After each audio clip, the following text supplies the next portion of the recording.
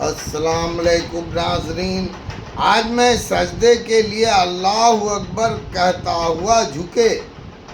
بیان کر رہا ہوں۔ اور نافع نے کہا، عبداللہ بن عمر رضی اللہ تعالیٰ جب مسجد میں جاتے تو پہلے ہاتھ زمین پر ٹیکتے، پھر گھٹنے۔ ہم سے ابو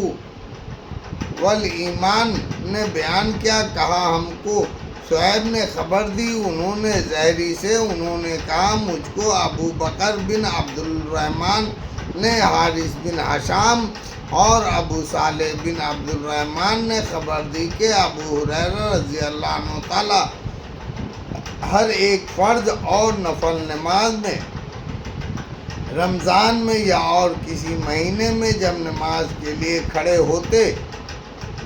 تو اللہ اکبر کہتے، پھر رکوع کرتے وقت تکبیر کہتے، پھر رکوع سے سر اٹھاتے سمیع اللہ لمن حمد کہتے، پھر ربنا ولک الحمد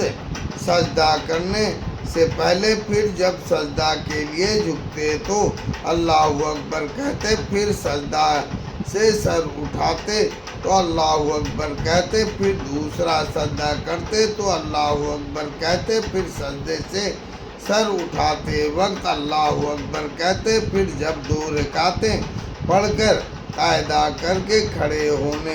لگتے تو اللہ اکبر کہتے۔ ہر رکعت میں ایسا ہی کیا کرتے نماز سے فارغ ہونے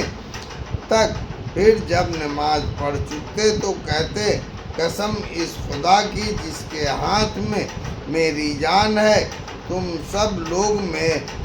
میری نماز حضرت صلی اللہ علیہ وسلم کی نماز سے زیادہ مشابہ ہے، اور آپ صلی اللہ علیہ وسلم اسی طرح نماز پڑھتے رہے یہاں تک کہ دنیا سے تشریف لے گئے۔ ابو بکر رضی اللہ عنہ تعالیٰ نے اور ابو سلمہ دونوں نے کہا، ابو ہریرہ رضی اللہ عنہ تعالیٰ کہتے تھے کہ حضرت صلی اللہ علیہ وسلم جب رکوع سے سر اٹھاتے تو سمیع اللہ لمن حمد ربنا ولک الحمد کر چند آدمیوں کے لیے دعا کرتے، ان کا نام لے کر آپ صلی اللہ علیہ وسلم فرماتے، یا اللہ ولید بن ولید اور سلمہ بن حشام اور عیاض بن ابی ربیعہ اور غریب مسلمانوں کو جو کافروں کے ہاتھ میں پھنسے تھے چھڑا دے، یا اللہ کافروں پر سخت مار کر اور ان پر ایسی قحط بھیج جیسے حضرت یوسف کے وقت میں قحط ہوئی تھی۔ ابو ہریرہ رضی اللہ عنہ تعالیٰ نے کہا، اور اس زمانے میں پورب والے مصر کے لوگ حضرت صلی اللہ علیہ وسلم کے دشمن تھے۔ ہم سے علی بن عبداللہ مدنی نے بیان کیا، کہا ہم سے سفیان بن عینیہ نے کئی بار بیان کیا، انہوں نے زہری سے، انہوں نے کہا میں نے انیس بن مالک سے سنا، وہ کہتے تھے حضرت صلی اللہ علیہ وسلم گھوڑے پر سے گر پڑے۔ کبھی سفیان نے یہ بھی کہا کہ آپ صلی اللہ علیہ وسلم کی داہنی پہلو چھل گئی تو ہم آپ صلی اللہ علیہ وسلم کے پوچھنے کو گئے، اتنے میں نماز کا وقت آ گیا، آپ صلی اللہ علیہ وسلم نے بیٹھ کر نماز پڑھائی، ہم بھی بیٹھ گئے۔ اور ایک بار سفیان نے یوں کہا،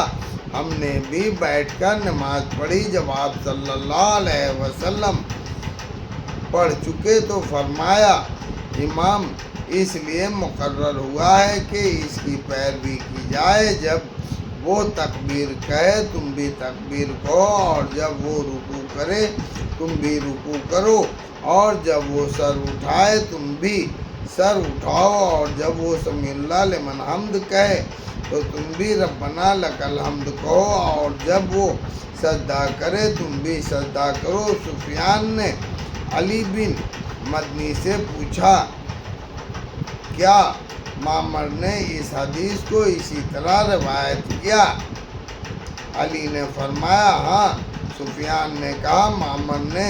بے شک یاد رکھا۔ زہری نے یوں ہی کہا وَلَكَ الْحَمْدُ۔ سفیان نے یہ بھی کہا آپ صلی اللہ علیہ وسلم کی داہنی پہلو چھل گئی جب ہم زہری کے پاس سے نکلے۔ ابن جریج نے کہا میں زہری کے پاس موجود تھا تو انہوں نے صلی اللہ علیہ وسلم